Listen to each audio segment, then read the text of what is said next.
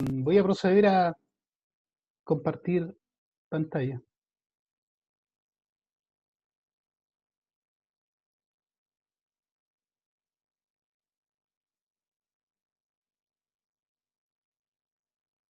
¿Se visualiza?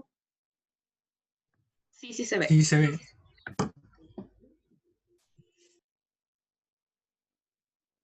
Bueno, primero que todo, dar las gracias a la HI por esta invitación y obviamente felicitarlos por la iniciativa, sobre todo en estos tiempos tan complejos. Claramente se agradece este, este complemento, como por ahí decía, ¿no es cierto?, al proceso formativo de ingenieros químicos. Creo que, creo que va a ser muy valorado eh, el poder contar con esta iniciativa, más que todo, ¿no es cierto?, porque tenemos la oportunidad de poder intercambiar conocimiento y miradas, ¿no es cierto?, respecto a tal vez las fronteras en las cuales está actualmente la ingeniería química, y no solo de una sola universidad, sino que de varias instituciones a lo largo de nuestro país. Así es que, sin más detalles, voy a proceder a iniciar eh, lo que nos está el día de hoy, que es un poco explicar una de las aristas de mi línea de investigación, que tiene que ver con el trabajo con membranas y en particular con membranas funcionalizadas. Aquí, ¿no es cierto?, he utilizado un título de impacto que tiene que ver con atacando el problema hídrico con materiales avanzados. Y eso es porque, en particular, en la línea vamos a ver, ¿no es cierto?, que el tema de membranas eh, tiene múltiples aplicaciones en la actualidad, muchas de ellas ya, ¿no es cierto?, operando a nivel de industrias y otras, muchas en probetas, ¿no es cierto?, todavía en pruebas a nivel de laboratorio. Sin embargo, uno de los puntos que ha marcado la atención fuerte, ¿no es cierto?, es la capacidad que tiene esta tecnología de membranas como para atacar, ¿no es cierto?, el tema de depuración y limpieza de aguas, y evidentemente que el contexto nacional es bastante idóneo como, y no solo nacional, sino que a nivel global, justamente por el tema hídrico. Así es que, bueno, voy a partir, bueno, ahí estoy yo, ¿no es cierto? Algunas veces que sonrío, soy así. Eh, Mi nombre es Gianni Holguín y en este momento, ¿no es cierto?, bueno, pertenezco a la Escuela de Ingeniería Química de,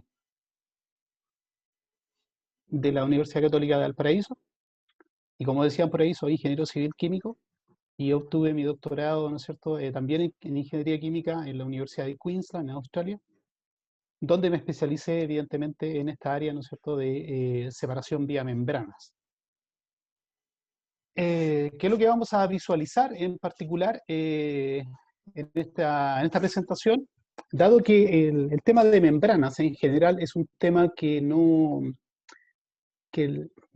se ve mucho en el pregrado, más bien es un tema que se toca mucho a nivel de posgrado, ya sea en magíster o en doctorado.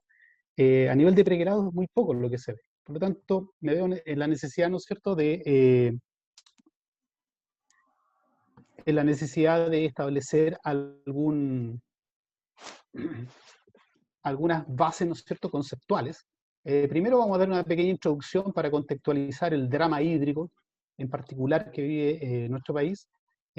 Vamos a ver aspectos básicos y aspectos fenomenológicos de lo que son las membranas, y luego vamos a entrar a tal vez el meollo de esta presentación, que el foco que quise dar, que es cómo el tema de los materiales avanzados comienza a tomar mucho terreno, ¿no es cierto?, mucho que decir en la tecnología de membranas. Entonces vamos a ver cómo, ¿no es cierto?, la ingeniería y la ciencia de materiales se empiezan a mezclar, ¿no es cierto?, y a dar sus primeros frutos en la aplicación hacia membranas.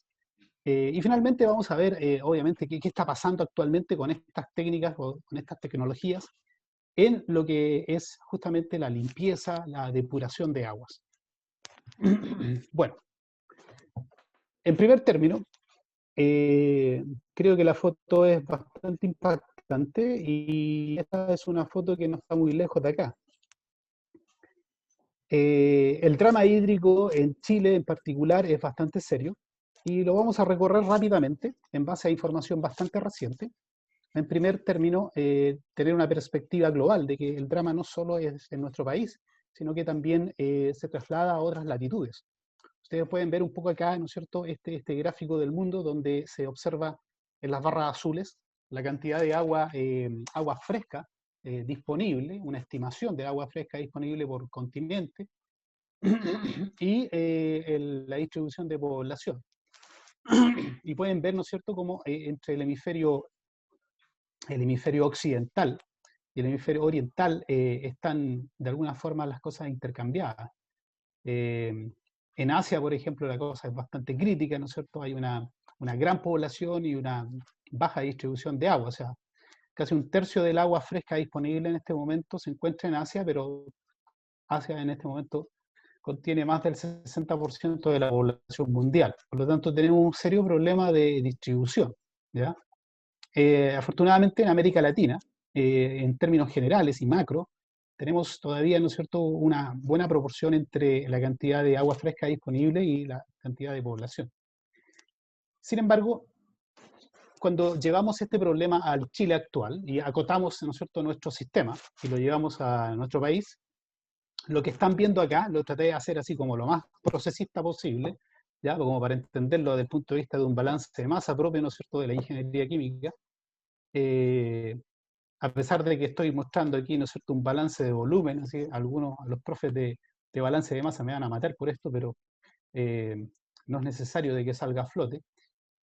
Pero como estamos tratando de agua, ¿no es cierto?, perfectamente podemos considerar el balance volumétrico.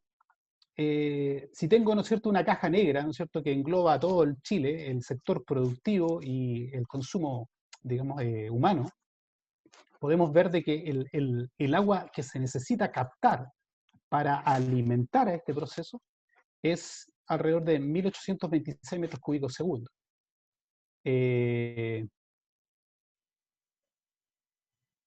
Y la cantidad de agua que finalmente se transforma, esta es la forma del consumo real que aparece aquí, el agua que se transforma, es decir, la que desaparece en el proceso, que se incorpora al producto, o, ¿no es cierto?, que cambia de estado, son alrededor de solo 264 metros cúbicos segundo, o sea, prácticamente, ¿no es cierto?, alrededor de un 20%, no, 15% más o menos, ¿no es cierto?, del agua que es necesaria entrar a esta caja negra, y hay una gran parte, ¿no es cierto?, sobre el 80%, que se devuelve al ambiente, que son alrededor de 1615 metros cúbicos. Estos son datos, ¿no es cierto?, extraídos de un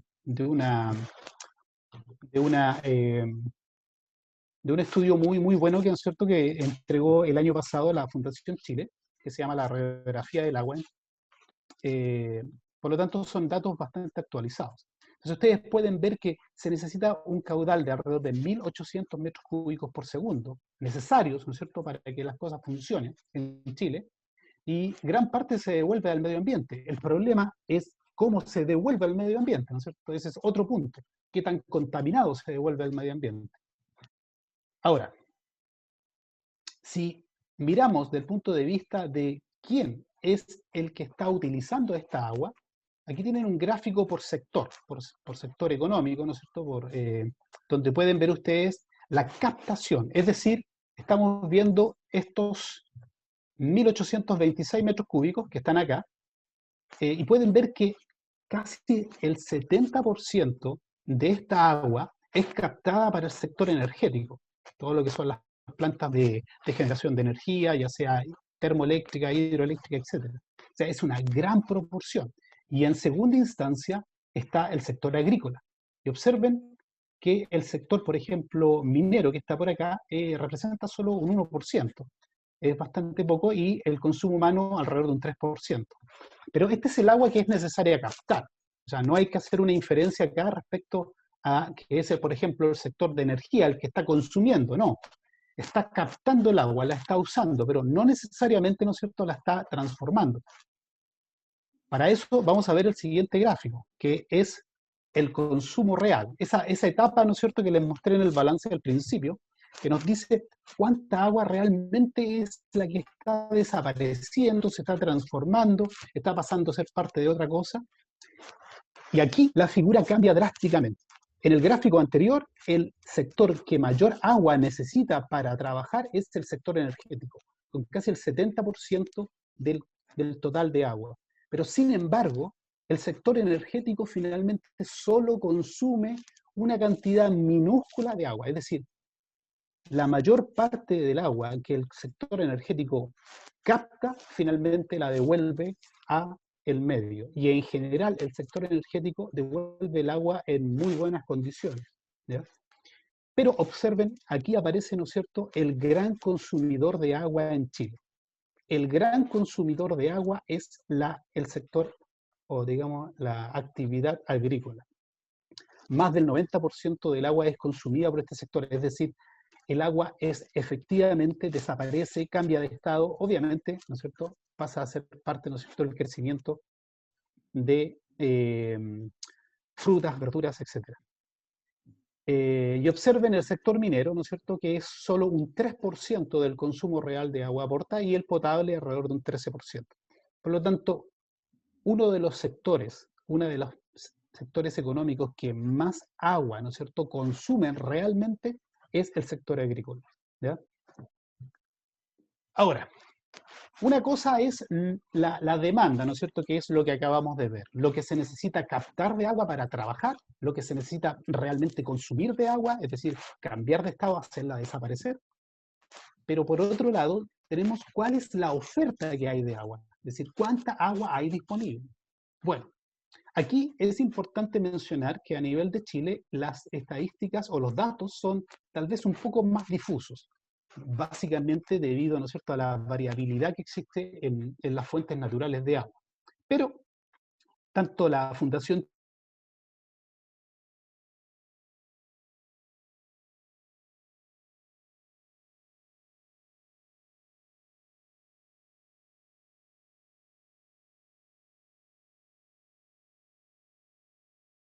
en Chile. Entonces ustedes pueden ver que este dato que está acá aparece en una fuente que está en la Biblioteca del Congreso Nacional del año 2018. Hay una estimación de que en Chile, en global, tenemos alrededor de 30.000 metros cúbicos por segundo. Entonces, cuando uno mira esta cifra, uno dice, bueno, tengo 30.000 metros cúbicos por segundo y resulta que necesito para operar el país, necesito prácticamente 1.800. O sea, la conclusión que uno puede sacar así es decir, estamos súper bien, no hay ningún problema. Pero hay otro problema, ¿no es cierto?, que es justamente lo que están viendo en el gráfico a la derecha, es la distribución.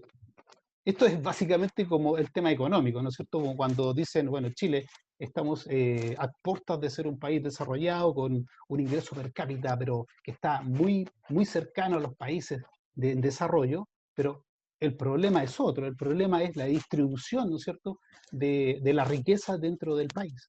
Aquí es básicamente lo mismo.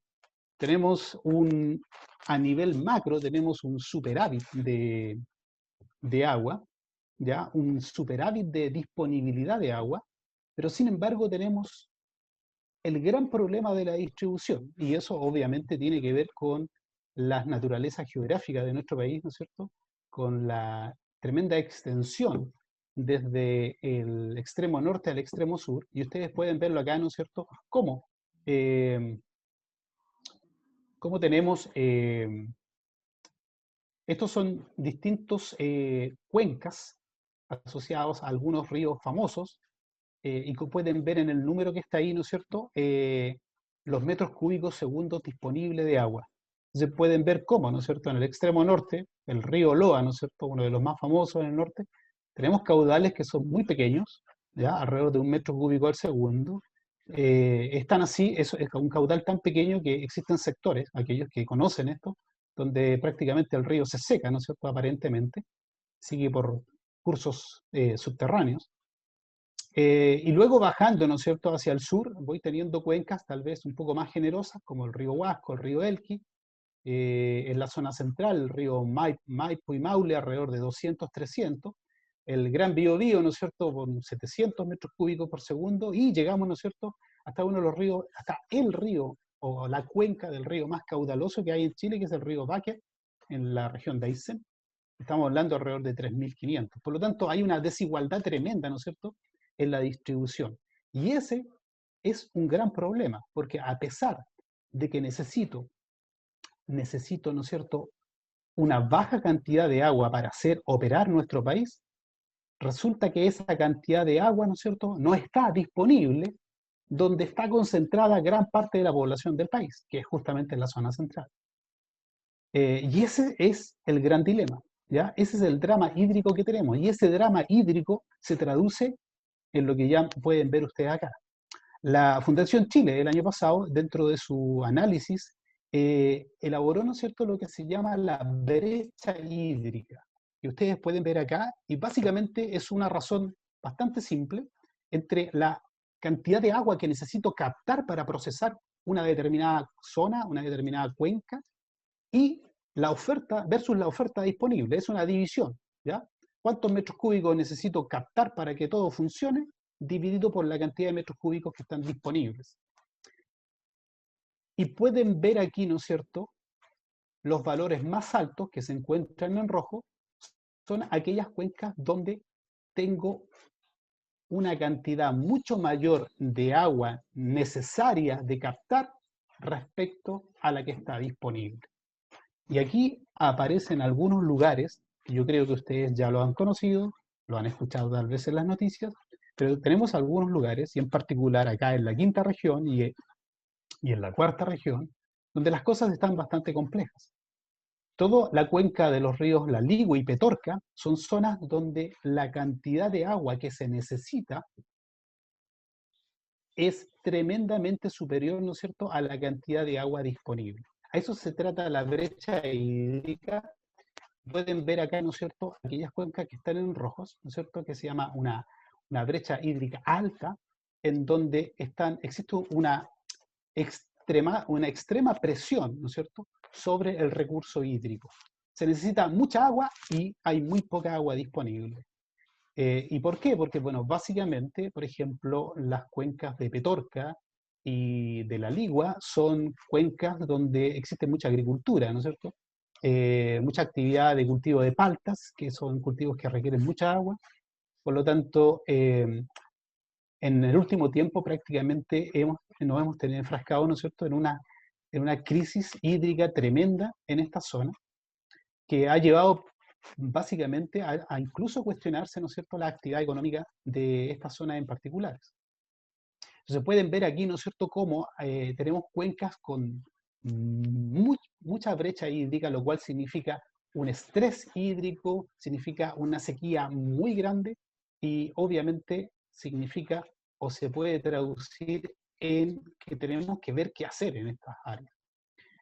Pueden ver aquí otras cuencas, ¿no es cierto?, que tal vez se encuentran en zona media, como el río Concagua, el río Quilimarí, que está casi en el límite de la quinta con la cuarta región, el río Rapel, ¿no es cierto?, que está ahí entre la quinta y la sexta región, o entre la metropolitana y la sexta.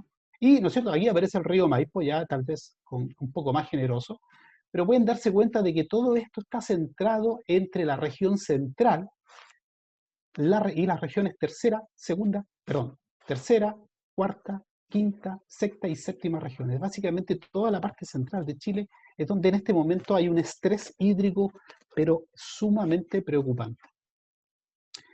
Y creo que es necesario que ustedes escuchen esto, ¿no es cierto?, porque si bien en el último tiempo se le ha dado algo de tribuna a esto, aparecen las noticias, ¿no es cierto?, se están tomando algunas políticas públicas al respecto, para que esto ocurra, para que lleguemos a esto, es evidente que el problema venía hace mucho tiempo, ¿no es cierto?, socavando la actividad. Por lo tanto, aquí hay que hacer un mea culpa muy fuerte como país, ¿no es cierto?, y cambiar y poner manos a políticas públicas que sean responsables, mirar al futuro, porque de otra forma, básicamente, vamos a tener que necesariamente las actividades económicas de las distintas cuencas, ¿ya? Eso significa un drama social tremendo, ¿ya? O sea, estamos hablando, ¿no es cierto?, de que existen miles de hectáreas cultivadas con, por ejemplo, paltas en las cuencas de Petorca y La Ligua, y lo que tendríamos que decir básicamente es decir, ¿saben qué? Ustedes ya no pueden cultivar palta, van a tener que cambiar otro tipo de cosas. Y obviamente eso genera inestabilidad social, genera evidentemente inestabilidad económica y todas las consecuencias que esto tiene. Esto es importante tenerlo claro porque el drama hídrico en Chile es bastante serio. Y es serio ahora, ¿no es cierto? Ha agudizado en el último tiempo y esto no va a ser cosa de ahora, sino que va a perpetuarse y se va a agudizar más en el tiempo. Pueden ver, ¿no es cierto?, que cada vez los años dentro de los años hídricos son cada vez más secos también, y eso evidentemente que van a ir agudizando el problema que le estoy presentando acá. Y no van a ser yo tal vez el que voy a tener que lidiar con esto, sino que van a ser ustedes que van a tener que lidiar fuertemente con esto y los, ¿no es cierto?, las futuras generaciones que vengan son los que van a tener que enfrentar esto de una forma muy drástica, ¿no es cierto?, y de golpe. Por lo tanto, el ver qué hacer, el tomar acciones para esto es algo indispensable. Ahora, ¿qué tenemos en este momento como para hacer, para solucionar el problema? ¿Qué tecnologías tenemos para entrar en la depuración de agua?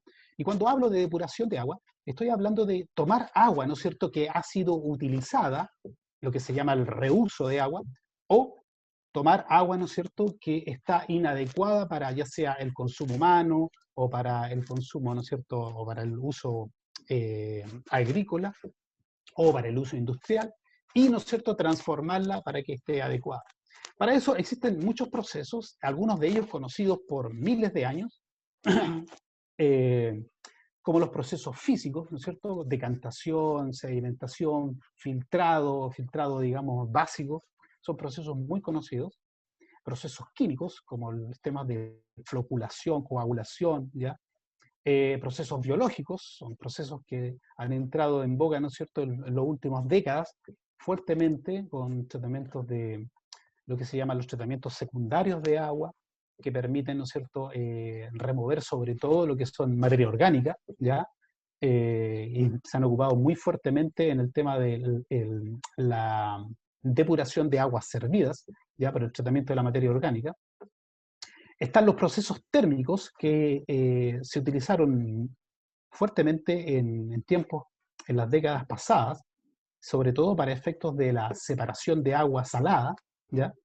Y aquí aparece, ¿no es cierto?, uno de los métodos o tecnologías que se han introducido en las últimas 4 o 5 décadas, que es la tecnología de membranas, que es justamente en lo que vamos a abordar ahora. Es una alternativa más ya respecto a todas las tecnologías que están disponibles, a pesar de que cuando entremos un poco en detalle vamos a ver que esto es básicamente, ¿no es cierto?, una forma de un poco más avanzada, ¿no es cierto?, de los filtros que están o que se pueden considerar dentro de esta parte de acá. Para que vean un poco el impacto que tiene la tecnología de membranas, en el año 2013 ocurrió por primera vez que más de la mitad de los procesos de desalación de agua en el mundo estaban en manos o estaban a través de procesos con membranas.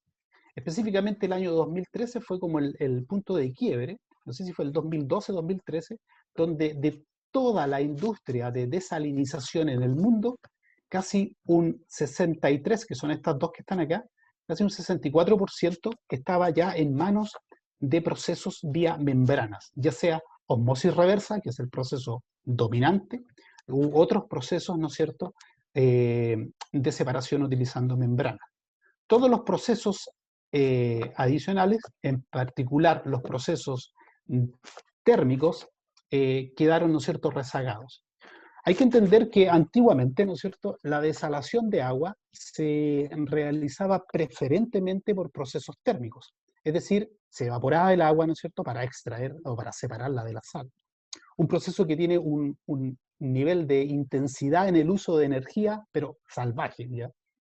Y obviamente ese tipo de procesos eran muy privilegiados, incluso todavía siguen en países que, bueno, tienen muchos recursos y a la vez tienen mucho drama hídrico, como países del Golfo Arábico, etcétera, la península arábica. Bueno, dado este contexto, ¿no es cierto? Dado este contexto de drama que tenemos en nuestro país en particular, ¿no es cierto? El gran drama hídrico, es que se hace sumamente necesario explorar todo tipo de alternativas tecnológicas que nos permitan, que nos conduzcan, ¿no es cierto?, a rescatar, ¿no es cierto?, la mayor cantidad de agua, a tener un uso más eficiente del agua. Y la idea es tratar de usar la mayor cantidad de agua, reusar la cantidad de agua y obviamente poder extraer agua de fuentes tal vez que antes no estaban consideradas. Es aquí, ¿no es cierto?, donde las membranas aparecen como una solución muy atractiva y que se empezó a imponer ya en el mundo desde el año 2012-2013. Hay que entender, para que vean un poco lo que demoró la tecnología en posicionarse, las primeras membranas de osmosis reversa eh, empezaron a operar comercialmente por allá, por a fines de los años 60. Están hablando, ¿no es cierto?, que la masificación tal vez de las plantas de desalinización ocupando membranas empezó a ocurrir en los 90. Entonces estamos hablando de que la tecnología se posiciona y empieza a dominar el mercado prácticamente 50 años después, o mejor dicho, 40 años después. O sea, más o menos para que se den cuenta de cuánto demora una tecnología en posicionarse. Evidentemente, las primeras plantas de membranas de osmosis reversa a fines de los 60 es muy probable que hayan tenido unas eficiencias pero horribles y además los costos muy altos. Pero el avance de la tecnología ha llevado que en estos momentos, ¿no es cierto?, una de las formas más atractivas, tanto desde el punto de vista de costo, como también del punto de vista de ser amistoso con el medio ambiente, es los procesos de separación por membrana y en particular el proceso de osmosis reversa. Vamos a entrar en esta segunda etapa en algo bastante básico, que es saber un poco de qué se tratan las membranas, cómo funcionan, de qué están hechas. Eh, bueno, las membranas en general son eh, material filtrante compacto, que se pueden ver en formatos tubulares, generalmente, aunque también pueden utilizarse en formato de disco o de láminas, y se utilizan así como pueden ser, ¿no es cierto?, con tubos de esta forma, o pueden ser a través de algún símil a los intercambiadores de calor, pero utilizando tubos de membranas, en este caso. En esencia, ¿no es cierto?, la membrana lo que hace es una filtración. En esencia podemos decir que es un filtrado. Lo que pasa es que es un filtrado ultra selectivo, ¿ya? Pero lo que está pasando, ¿no es cierto?, si tengo este tubo con la membrana, estoy alimentando por dentro, por ejemplo, un determinado agua con contaminante, lo que logra la membrana, ¿no es cierto?, obviamente es permear a través del material, permear, ¿no es cierto?, y lograr el filtrado para lograr agua, ¿no es cierto?, con una alta pureza y obviamente se obtiene un rechazo que se llama, que es el remanente de agua, obviamente con mayor concentración en el contaminante. O sea, básicamente, ¿no es cierto?, lo que estamos buscando es lo que aparece acá, es si tengo, ¿no es cierto?, un conjunto de una mezcla en el cual tengo ciertas moléculas que me interesan y otras que no me interesan, la idea en general es tratar de filtrar selectivamente aquellas moléculas que me interesan. En este caso, estaríamos hablando de una separación perfecta, ¿no es cierto?, de un 100% de rechazo, como se llama, o sea, rechazamos totalmente las partículas azules y logro, ¿no es cierto?, que pase rojas, que son las de interés. Lamentablemente, en la realidad, esto es una de las cosas que tenemos que mejorar. Siempre van a haber algunas partículas azules que van a lograr pasar hacia el otro lado. Entonces, básicamente, el proceso es un filtrado, ¿ya? Si yo lo miro de esa forma, ¿no es cierto?, y desde el punto de vista de un proceso, entra una alimentación, tengo, ¿no es cierto?, mi filtro, que en este caso es una membrana, aparece, ¿no es cierto?, un permeado, o podemos llamar un filtrado, y aparece, ¿no es cierto?, una retención o también conocido como un rechazo. Esto funciona básicamente como es un filtro común y corriente, ¿no es cierto?, conocido de aquí, ¿no es cierto?, hasta la antigüedad. Un material filtrante, ¿no es cierto?, compuesto de distintos materiales, generalmente de distintos tamaños de partículas, en el cual se le agrega agua, ¿no es cierto?, y el agua difunde y las partículas que quiero que no pasen, en este caso, por ejemplo, sólidos suspendidos, arena, etcétera, se quedan atrapados en el lecho filtrante y lo que tengo al final es un agua limpia. Básicamente esto es lo mismo. Desde ese punto de vista, si se trata esto de un filtrado, aparecen dos parámetros que son relevantes. Uno es el flux, que es en el fondo el flujo de permeado que logro obtener por una cantidad determinada de superficie de filtrado, ¿no es cierto? Y esto es proporcional a la fuerza impulsora que hace, que en el fondo es el gradiente que permite que el fluido, en este caso el agua, ¿no es cierto?, podría ser otro fluido también, que permite que el fluido permee por el lecho filtrante. Ese delta de fuerza impulsora podría ser la presión, podría ser la temperatura, o podría ser concentración también, o combinaciones de esto. A su vez, es inversamente proporcional al espesor del lecho, ¿ya? Es decir, mientras más alto sea el lecho filtrante, menor va a ser, ¿no es cierto?, el flux de permeado.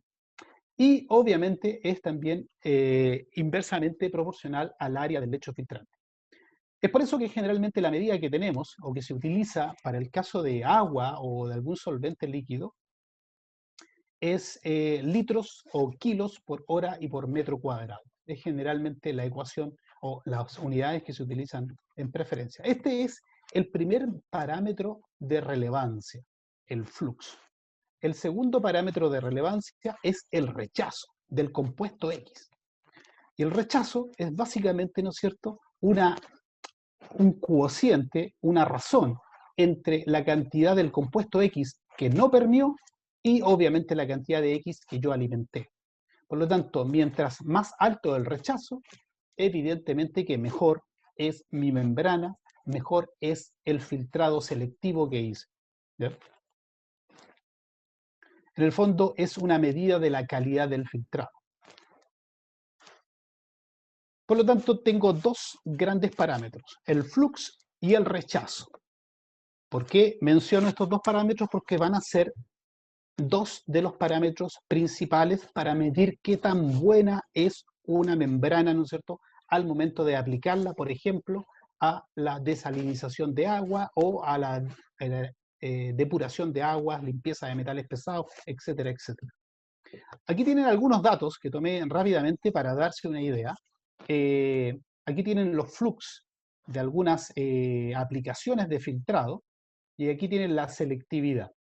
Por ejemplo, un filtro de arena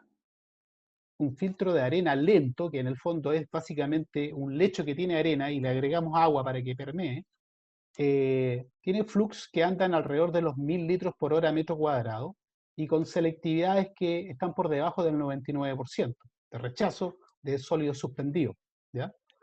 Por ejemplo, en el caso de la osmosis reversa, los flux típicos andan entre 50 y 80 litros hora metro cuadrado. Observen cómo caímos, ¿no es cierto?, en cómo se cae en el rango de flux, pasamos de algo muy grande a algo muy chico, acá, con selectividades bastante altas, pero en este caso es el rechazo de sal. Obviamente rechazar una sal, que es un ion, es mucho más difícil que rechazar sólidos suspendidos, que son partículas mucho más grandes. Por ejemplo, si hablamos de microfiltración, hablamos de flux que están muy, pero muy por debajo, ¿ya? Pero en este caso lo que estoy haciendo es remover o rechazar, ¿no es cierto?, coliformes fecales, bacterias, etcétera, etcétera. Eso es para que tengan una idea de los niveles de flux y de rechazos o selectividad que tienen algunos procesos de membranas. o filtrados también, en general. Ahora, ¿cuál es el gran problema de estos dos parámetros? Entendiendo que lo que queremos o lo que quisiésemos en una membrana es que tenga un gran flux, es decir, que me dé un gran flujo de permeado por área, a su vez también quisiese que tuviese una gran, ¿no es cierto?, rechazo de sal, que sea sumamente óptima, ¿no es cierto?, en su operación. El problema de estos dos parámetros es que por naturaleza funcionan en direcciones opuestas. Entonces aquí aparece, ¿no es cierto?, la parte sad de esto, ¿no es cierto?, la parte triste, que es que lamentablemente estos dos parámetros generalmente apuntan o atornillan para lados distintos. Se pueden ver aquí, por ejemplo, un gráfico.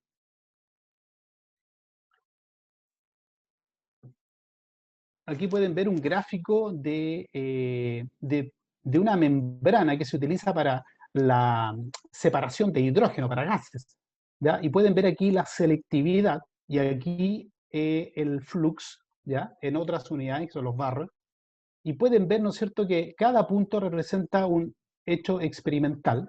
Por lo tanto, pueden ver si quiero obtener un gran flux, lamentablemente tengo baja selectividad o bajo rechazo, y por otro lado tengo un muy bajo flux, y lo que tengo es muy alta selectividad.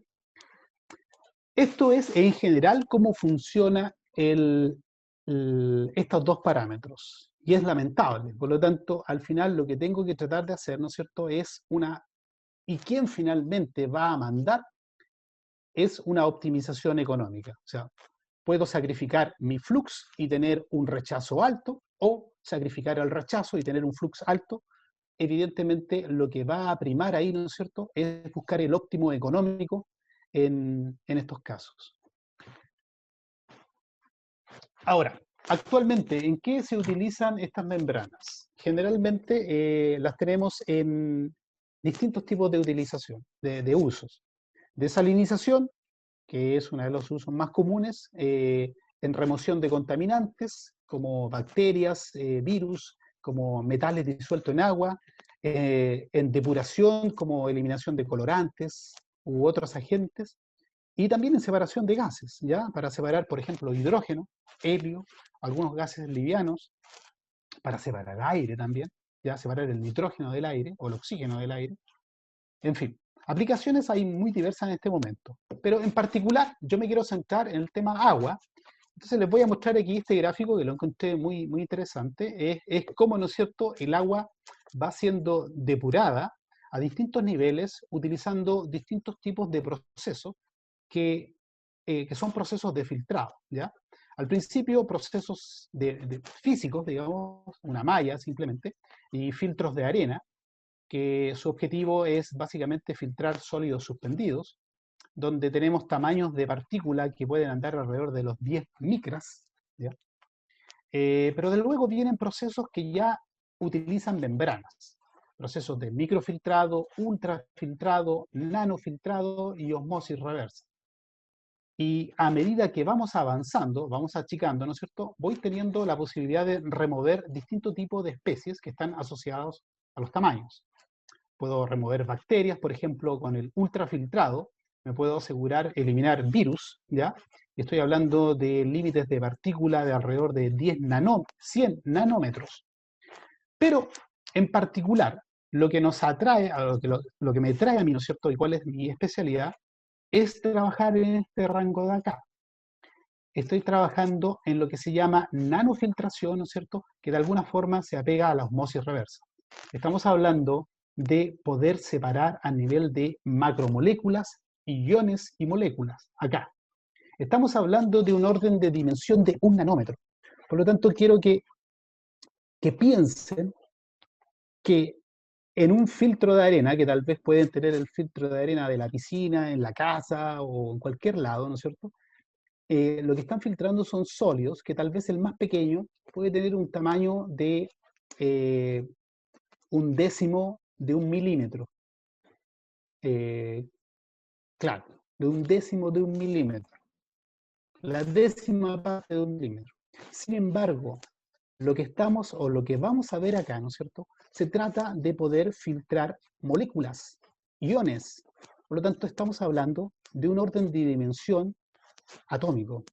Estamos hablando de un orden de dimensión que puede andar entre los 1, 2, hasta 10 nanómetros. ¿Ya? Estamos hablando en el orden de lo nano, y es por eso que van a aparecer entre medio lo que son los materiales avanzados, porque hablamos de nanomateriales, básicamente. La clasificación de las membranas las voy a ver rápidamente, pero tenemos distintos tipos de clasificaciones. Tenemos membranas metálicas, ¿ya? Que preferentemente son de paladio, membranas poliméricas. Importante, estos son dentro de la clasificación que se llama membranas densas. Estructuralmente son densas, ¿ya? Tenemos las membranas poliméricas, que principalmente son las que se utilizan en osmosis reversa, como celulósicas, poliamida, etcétera, etcétera. Y luego tengo otro gran espectro de membranas que son porosas. A diferencia de las anteriores, que eran densas, estas son porosas.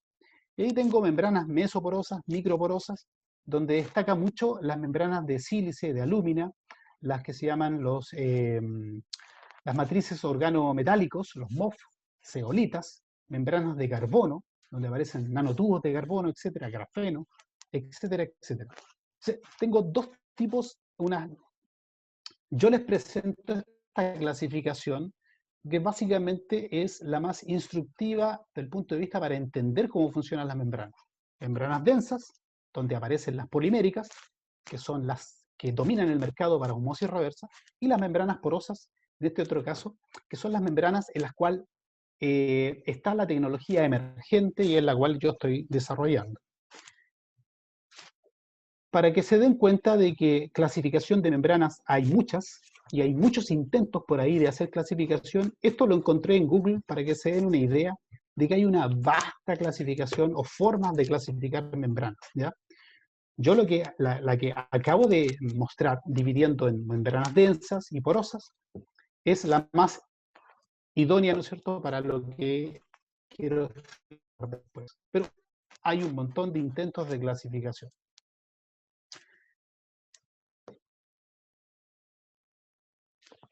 Les voy a mostrar algo de cómo funcionan las membranas, de qué es lo que está pasando adentro, ¿ya? Para entender un poco después cómo los materiales avanzados entran, ¿no es cierto?, en esta tecnología. Bueno, les acabo de decir que tengo una clasificación en membranas densas y en membranas porosas. Lo que están viendo acá son esquemas de cómo el agua, o cómo se produce el transporte, en particular con agua, cómo se produce el transporte de las moléculas de agua a través de la membrana. En el caso de las moléculas de las membranas densas, las moléculas de agua lo que hacen es difundir a través del material, ¿ya? Para pasar, ¿no es cierto?, y finalmente obtener agua líquida fresca. Es por eso que el principal mecanismo es difusión. Y dado, ¿no es cierto?, la tremenda barrera que hay a través de los intersticios subatómicos, o atómicos, perdón, es que la presión o el gradiente de presión que generalmente se utiliza es bastante alto. Esta es principalmente lo que se hace en osmosis reversa, usando membranas densas. En este caso lo que tenemos es que los deltas de presión pueden ser muy, muy grandes. Actualmente encontrarán plantas de osmosis reversa operando perfectamente a 40, 50, algunas incluso operando hasta 80 bares de presión. ¿Cuál es el problema con eso? Un consumo energético bastante elevado. En general, actualmente, el porcentaje de energía que consume la osmosis reversa representa sobre el 40% del total del costo de desalinización, entre un 40 y un 50%. Para que se den una idea, ¿no es cierto? Es un tremendo costo. En el caso de las membranas porosas, hay dos mecanismos de transporte. Uno es la separación molecular, que se llama, que es básicamente, ¿no es cierto?, que dado el tamaño de la porosidad, pasa las moléculas que yo quiero y las otras no pasan. Pasa el agua fresca, ¿no es cierto?, y los iones de sodio y cloro se quedan atascados básicamente por diferencia de tamaño. Pero para eso necesito tener tamaños de poro por bajo 1 nanómetro, ¿ya? Entonces debo ser muy fino en que mi membrana tenga porosidades muy pequeñas. Por otro lado, existe lo que se llama la destilación por membrana, en la cual debo definir el tamaño de poros entre un rango que podría ser entre los 2, 3, hasta 4 nanómetros, que me permite, ¿no es cierto?, crear una interfase dentro del poro entre una agua líquida y agua vapor. Por lo tanto, el mecanismo de transporte es un equilibrio líquido-vapor. A diferencia de esto, ¿no es cierto? Aquí tengo donde principalmente es el cambio de presión el que va a hacer el gradiente. Aquí, aparte de la presión, la temperatura, por el hecho de ser un equilibrio líquido-vapor, juega un rol fundamental. Lo interesante de las membranas porosas es que la cantidad o el gradiente de presión que necesito es muy bajo. Incluso podría ser menor que un bar. De hecho, en mis trabajos particulares, yo trabajo con presiones entre 1 y 2 bares. Y en general, para membranas porosas, se trata de trabajar a deltas de presión muy bajos, porque obviamente una de las ventajas que tienen es que puedo usar bajas presiones y eso se traduce en bajos costos de operación. Entonces, ¿cómo funciona el transporte en las membranas densas? Básicamente aparece una difusión, ¿ya? Y al aparecer una difusión, lo voy a mostrar directamente acá, ¿no es cierto? La dependencia que hay entre el flux que se produce a través de la membrana y la presión es proporcional a la raíz cuadrada, ¿ya? Esto es básicamente lo que ocurre con la difusión. En el caso de los gases, estos son para las membranas metálicas que separan preferentemente hidrógeno, por ejemplo, las membranas de paladio o aleaciones de paladio, separan hidrógeno, el flux es directamente proporcional a la raíz cuadrada de la presión. En el caso de las membranas de osmosis reversa, el flux es directamente proporcional a la presión de transmembrana o el delta de presión, ¿ya? Que aparece expresado con esta fórmula. El cambio de presión, el delta de presión, menos la presión osmótica, que evidentemente hay que vencer. Y pueden ver ustedes que, ¿no es cierto?, el flux es directamente proporcional a el cambio de presión o a la presión de operación, en el fondo. Es por eso, ¿no es cierto?, que necesito tener grandes presiones, porque a mayores presiones, ¿no es cierto?, voy a obtener mayores flujos. En el caso de las membranas porosas, esto eran membranas densas, tanto metálicas como osmosis reversa. En el caso de las membranas porosas, el tipo de flux o el tipo de transporte depende exclusivamente del tamaño de poro. Si tengo poros muy pequeños, bajo los 2 nanómetros, voy a tener que las partículas van a pasar, ¿no es cierto?, exclusivamente debido a su tamaño. Pero dado que estamos en condiciones de proximidad muy alta entre las partículas y el material, estamos hablando de tamaño nanométrico, el flujo generalmente tiene características de procesos de absorción. Por lo tanto, a esto se le llama un flujo activado. Cuando el tamaño de los poros es mayor a 50 nanómetros, se obtiene generalmente un flujo común y corriente, que es un flujo laminar, que se puede describir por las ecuaciones de mecánica de fluidos, ¿ya? Se puede aplicar perfectamente, ¿no es cierto?, los Bernoulli sin ningún problema. Pero a medida que se va achicando el tamaño de poro, empiezan otro tipo de flujos que ya dependen, ¿no es cierto?, de la interacción entre el compuesto que quiero filtrar y el material de la membrana. Hasta que llegamos a este nivel donde hay una tremenda dependencia. Si pueden ver un poco los flujos, ¿de qué dependen los flujos? Para procesos con porosidad, material con porosidad alta, los flujos laminares dependen del cambio de presión directamente, pero observen que para microporos, para lo que se llama el flujo activado, es decir, en esta condición, poros muy chicos, el flux básicamente depende de la temperatura. Empieza una tremenda influencia de la temperatura, ¿ya? No es que la presión deje de estar, funciona, pero la temperatura empieza inmediatamente a prevalecer, ¿ya? Y esto se llama activado porque, si se recordarán ustedes, ¿no es cierto?, las ecuaciones de activación, de energía de activación. donde esto sigue básicamente el mismo esquema, siguiendo lo que es la ley de Arrhenius. Respecto a la estructura de las membranas, ustedes pueden ver que las membranas en general son de esta forma, se llaman una estructura jerárquica en el fondo, donde tengo un lecho soportante, ¿no es cierto?, un soporte, que generalmente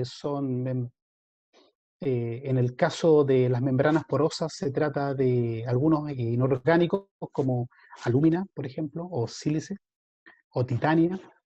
Generalmente se usa una capa intermedia y finalmente se agrega, ¿no es cierto?, una capa final, que se llama una capa de tope, un film, ¿ya? El cual tiene las propiedades filtrantes de ultraselectividad, ¿ya? Es esta capa al final. Y para que vean, ¿no es cierto?, tengan una idea, aquí pueden ver una fotografía SEM, ya con microscopio electrónico, pueden ver, ¿no es cierto?, que esta es una sección transversal de una membrana, y pueden ver aquí que se ve perfectamente el soporte, aquí se ve las capas intermedias, y allá, eso que se ve al fondo, así, esa línea blanca que se ve ahí, es la capa selectiva. Y esa capa selectiva generalmente puede tener del orden de una micra hacia abajo. Allí en particular, la capa de separación, que es la capa final, tiene un espesor de alrededor de 300 nanómetros, para que se den cuenta. Estamos hablando de capas muy, pero muy finas. ¿Por qué? Porque recuerden la teoría al principio, el flux, que es la capacidad de que el agua o del fluido pase a través de esto, es inversamente proporcional al espesor de la capa filtrante. Por lo tanto, mientras más gruesa sea mi capa filtrante, obviamente voy a tener menos flux. Y yo lo que quiero es que tenga un tremendo flux. Por lo tanto, voy a tratar de que la capa filtrante, la capa selectiva, sea lo más fina posible. Bueno,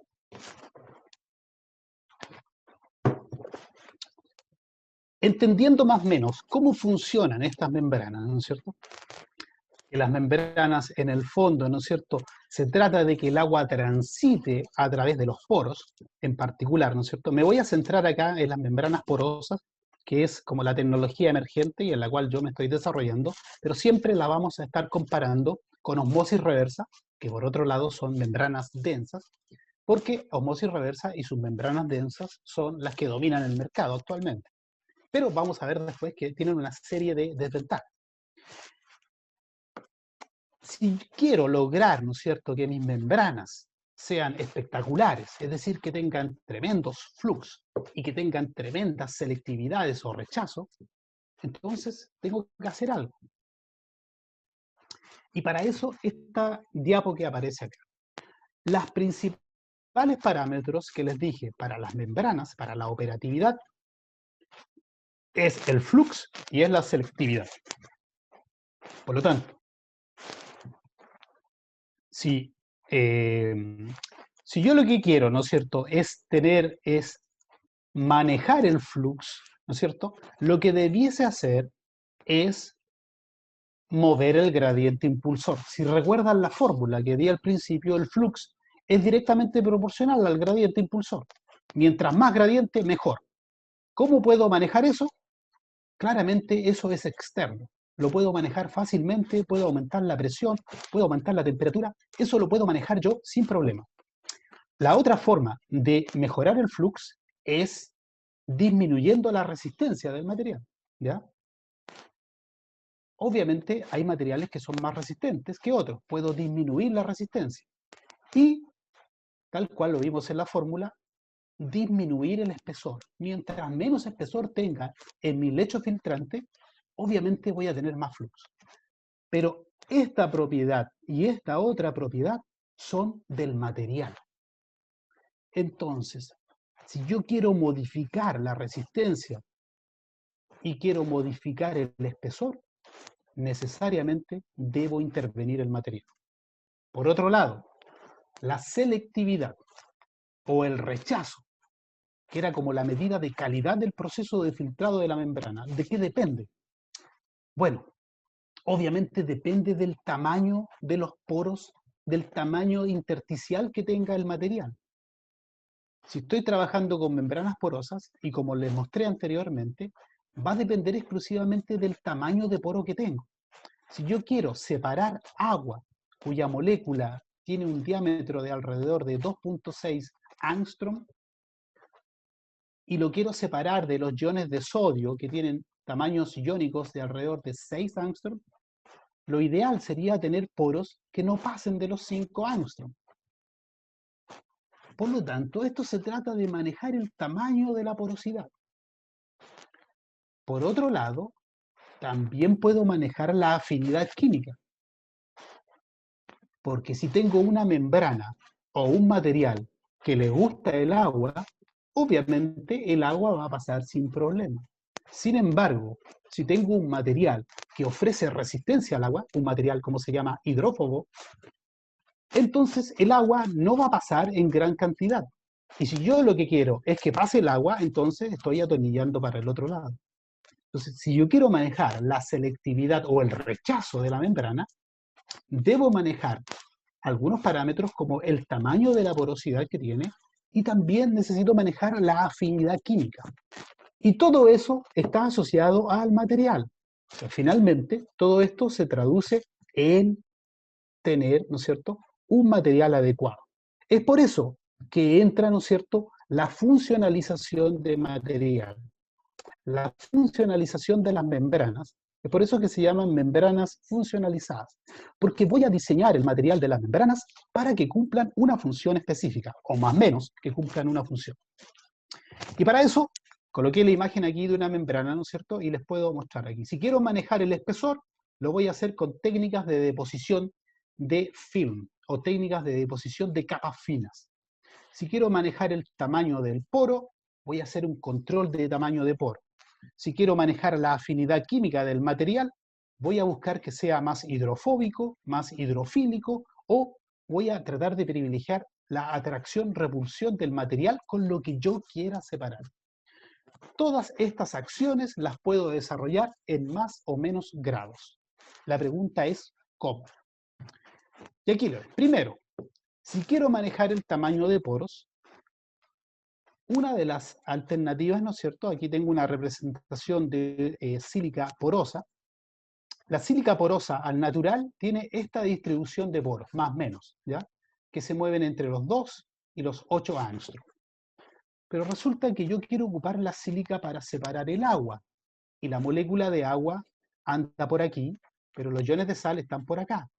Entonces, idealmente lo que quiero hacer es tratar de comprimir esta curva de tal forma de que la porosidad esté dentro de un tamaño donde me permita que preferentemente los iones de sal queden fuera y no pasen. Para eso puedo hacer lo siguiente.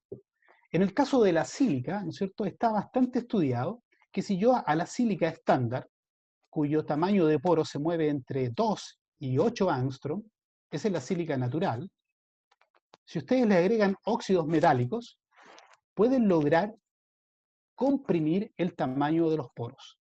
Y eso nos lleva a un rango entre 3 y 6 angstrom, que es ideal, ¿no es cierto?, como para separar agua.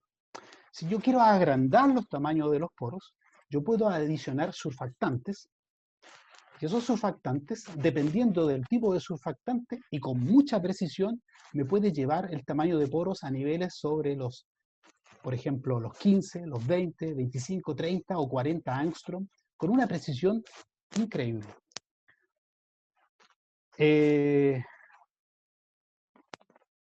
¿Cómo funciona el tema de los surfactantes? Es bastante interesante. Los surfactantes son, son moléculas que en el fondo se empezaron a estudiar hace muy poco, ya en la década de los 90, empezaron su estudio fuerte. Y lo interesante es que tienen la característica de ser moléculas anfofílicas, se llaman, que tienen tanto una cabeza, tanto las dos cosas, tanto son polares como también apolares. Una cadena larga que es no polar y una cabeza que es polar. Por lo tanto, dependiendo del solvente, tienen la capacidad de agruparse en lo que se llaman micelas, ¿ya? Si estoy en presencia de un solvente polar, se van a agrupar con las cabezas hacia afuera, ¿ya? Porque las cabezas son polares. Y si estoy en un solvente que es no polar, se van a agrupar en lo que se llama contramicelas, ¿ya? De esta forma. Estos surfactantes son muy comunes hoy por hoy y se utilizan en lo que ustedes conocen como detergentes, ¿ya? Los detergentes están llenos de surfactantes, justamente por esta propiedad. Pero ¿cuál es la gracia de esto?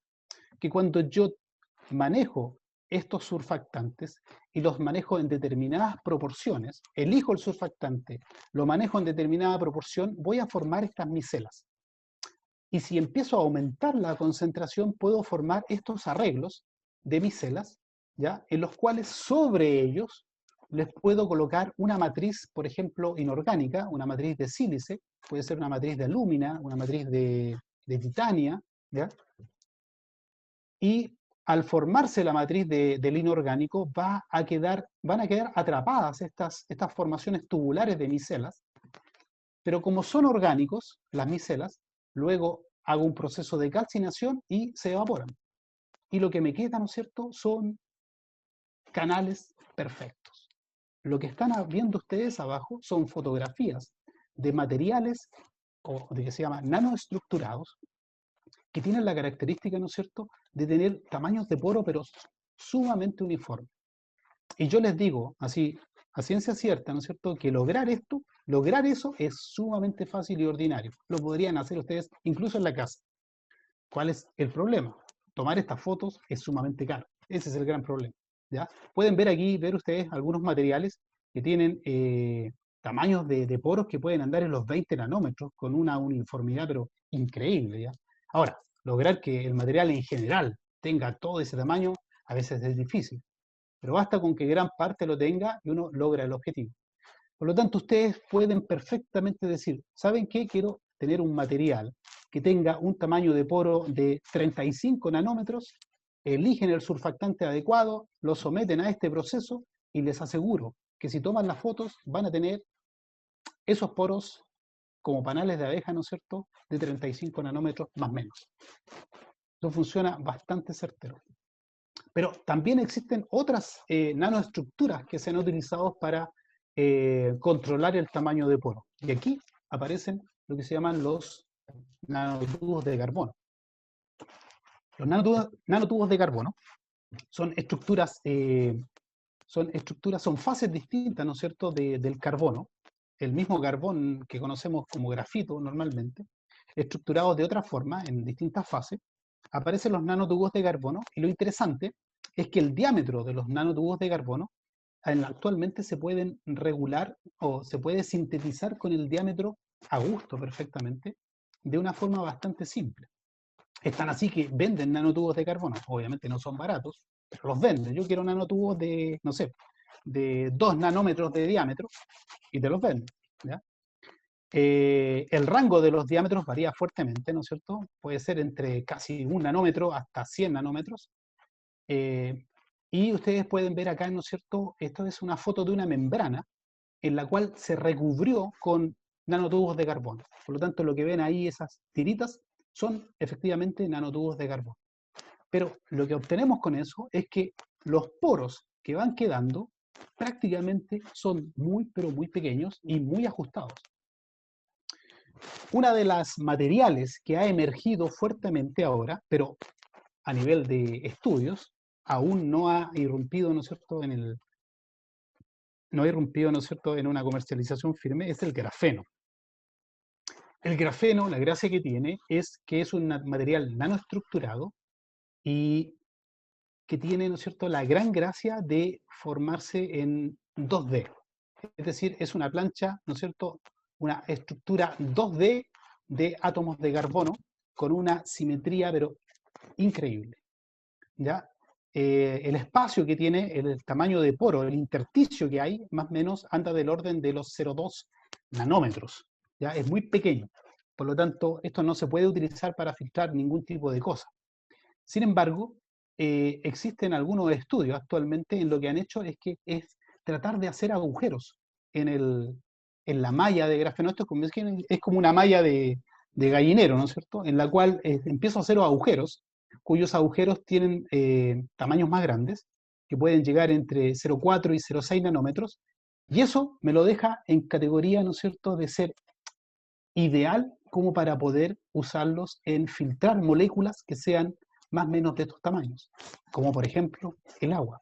Y para esto han usado algunas técnicas como el bombardeo iónico, es decir, toman la malla de gallinero y le dan firme, ¿no es cierto?, tirándole iones para generar estas rupturas.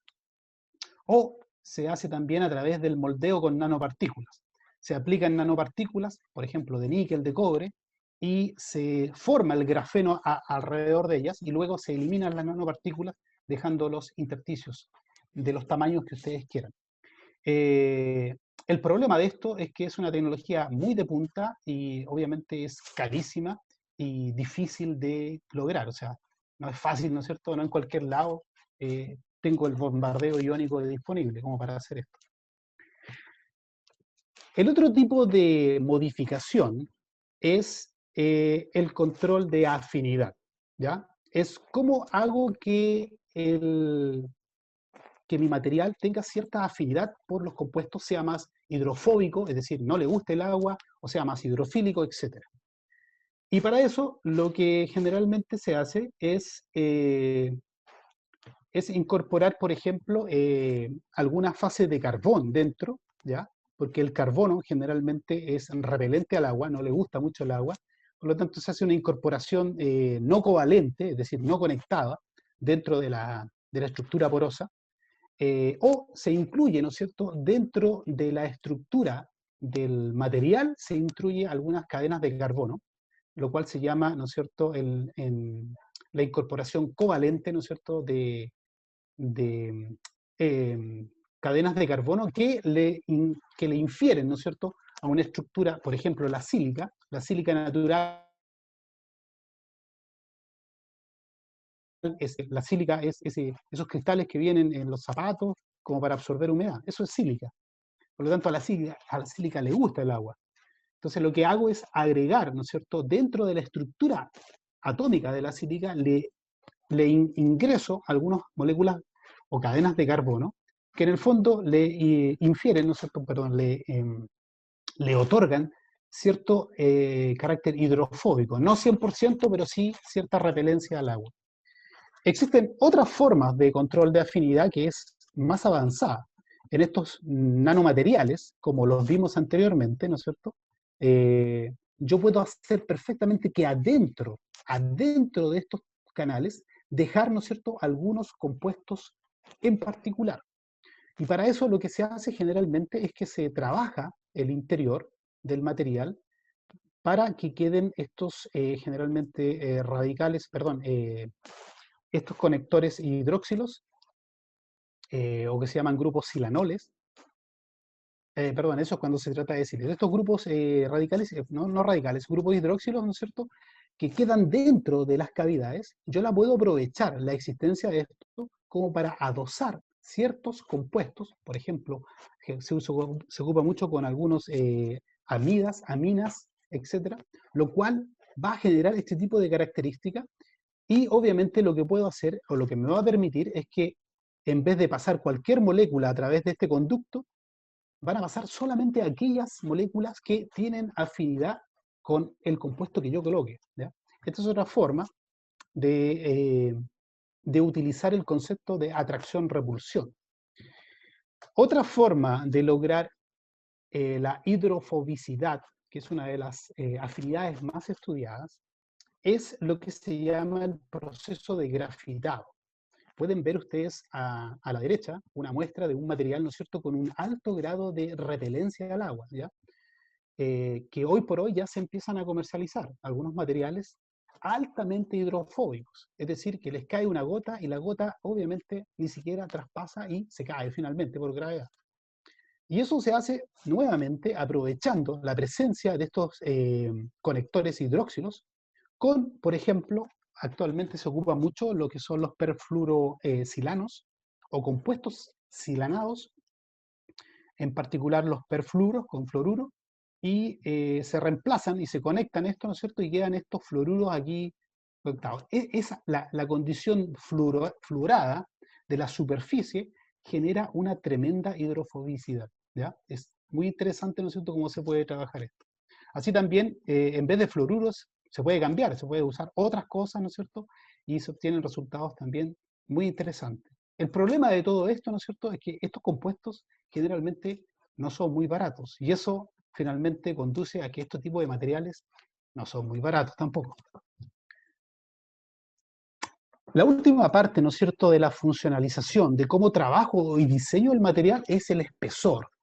¿Cómo logro, ¿no es cierto? Aquí ven una imagen SEM, ¿no es cierto?, donde la capa selectiva final tiene un espesor que anda por menos de, alrededor de un par de micras, ¿ya? ¿Cómo logro esto? Y eso en general, actualmente hay muchos métodos para utilizar, pero yo les voy a mostrar dos. Uno que es el más simple, y ese se ocupa mucho en laboratorio porque es súper simple, es el método de inmersión, o deep coating, que se llama, en el cual la membrana se sumerge en el líquido que proporciona la capa selectiva, ¿no es cierto? Y se ocupa, ¿no es cierto?, el principio de tensión superficial para generar, ¿no es cierto?, una película delgada que finalmente se seca en la atmósfera y después se seca, evidentemente, ayudada por estufas, hornos, etc. Y es muy simple, ¿no es cierto?, para ejecutar en los laboratorios. Pero tengo otro método que es más sofisticado, que se llama los métodos de deposición química de vapor. La gracia que tiene este método es un método más sofisticado, ¿no es cierto?, en el cual el elemento que va a ser parte de la capa selectiva se ingresa como vapor, como gas, ¿no es cierto? Y se ingresa a un recipiente en el cual se coloca la membrana y dada, ¿no es cierto?, una condición de reacción química, se produce, ¿no es cierto?, la deposición de la membrana sobre, ¿no es cierto?, el sustrato. Sobre la membrana se genera la deposición de la capa selectiva. La gracia de este método es que manejando variables como el flujo, como la temperatura, ¿no es cierto?, o como algunos catalizadores, ustedes pueden lograr capas del material selectivo que incluso pueden llegar a ser monoatómicas. Y recuerden lo que les dije al principio, mientras más chico sea el espesor de mi capa selectiva filtrante, mucho mejor. Por lo tanto, si puedo lograr una capa de una línea o dos líneas o tres líneas de átomos, eso es increíble. Estamos hablando que si logro una capa de dos o tres líneas de átomos, estamos hablando de espesores que pueden llegar a 1 nanómetro, y eso es increíble. Con el método anterior, difícilmente se obtienen esos espesores. Generalmente, que es el método que trabajo yo, obtengo espesores de una capa que pueden llegar a los 70, 50 nanómetros, 40 tal vez como por lo más bajo. Sin embargo, aquí ustedes pueden llegar a un nivel de precisión increíble. Obviamente, este método es más caro. Finalmente, para terminar, les voy a mostrar qué pasa, ¿no es cierto?, con la depuración de agua. Cómo funcionan estas membranas que tal vez en la teoría se ven como maravillosas, como increíbles, wow, nanotecnología, ¿no es cierto?, grafeno y cosas raras. Pero veamos cómo funcionan. ¿Qué pasa el día de hoy? ¿Ya? Bueno, esto que está acá es un set experimental que trabajé, ¿no es cierto?, y que trabajo en general para las membranas. Pueden ver que es bastante simple, ¿no es cierto? Un módulo como un intercambiador de calor donde hay una sola membrana y en el cual hago pasar, ¿no es cierto?, la solución por dentro y lo que obtengo por fuera es el permeado. Sumamente simple, mido la presión, mido la temperatura, mido el flujo y se acabó. Pero les voy a mostrar cómo anda esto en la realidad. Lo que están viendo en pantalla es un gráfico de distintos tipos de membrana, muy apegado a lo que les fui mostrando en las diapos anteriores. Aquí les coloqué en este celeste, ¿no es cierto?, dos membranas que son de poliméricas, faltó la S ahí, poliméricas, que son membranas de osmosis reversa. Son dos membranas comerciales que actualmente se ocupan, y incluso está con la marca, ¿no es cierto? Una es de la marca Nito y la otra es DuPont, que DuPont es una de las famosas proveedoras de membranas para osmosis reversa. Aquí tienen el flux, ¿ya? En el eje a la izquierda, en azul, el flux en litros hora metro cuadrado, está en escala logarítmica, observen, y en el otro eje a la derecha está el porcentaje de rechazo. Esto es perdón, esto es, me faltó decir, esto es para desalinización, ¿ya? Exclusivamente desalinización. Y aquí tengo el porcentaje de rechazo en el color naranja, por lo tanto los diamantes naranja indican el porcentaje de rechazo de cada una de estas membranas. Podrán ver ustedes que la mayoría de las membranas tienen rechazos bastante altos. Esta escala está en escala normal, entre 50 y 100. Pueden ver acá, ¿no es cierto?, que las membranas que dominan el mercado ahora, dado que la tecnología de osmosis reversa es la dominante, llegan más o menos, ¿no es cierto?, a entre 50 y 70, 80, ¿no es cierto?, litros hora metro cuadrado. Y observen que el resto de las membranas, donde aparecen las membranas, todas son membranas porosas inorgánicas.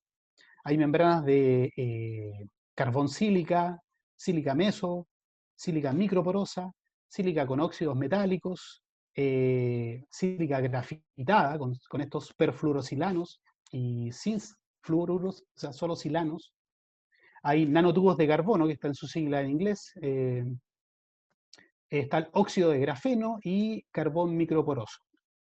Y pueden darse cuenta ustedes que en general, les voy a decir así directamente y francamente, las membranas que son más baratas, que son las de sílice, que son las más baratas, en general, ¿no es cierto?, tienen hasta el momento rendimientos que por el lado del rechazo son bastante buenos, pero tienen flux que no llegan a los 10 litros por hora por metro cuadrado. O sea, todavía están muy por debajo de la tecnología dominante.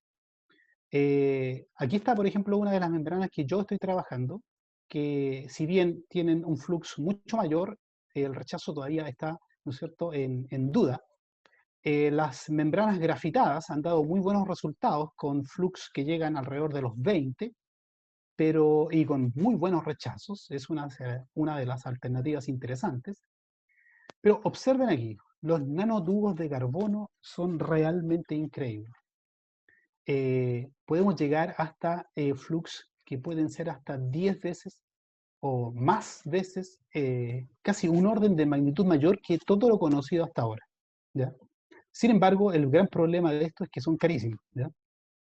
Y eso que no coloqué aquí las membranas de grafeno, no óxido de grafeno, sino grafeno, que en teoría, ¿no es cierto? En teoría el permeado es increíblemente alto, pero es solo la teoría.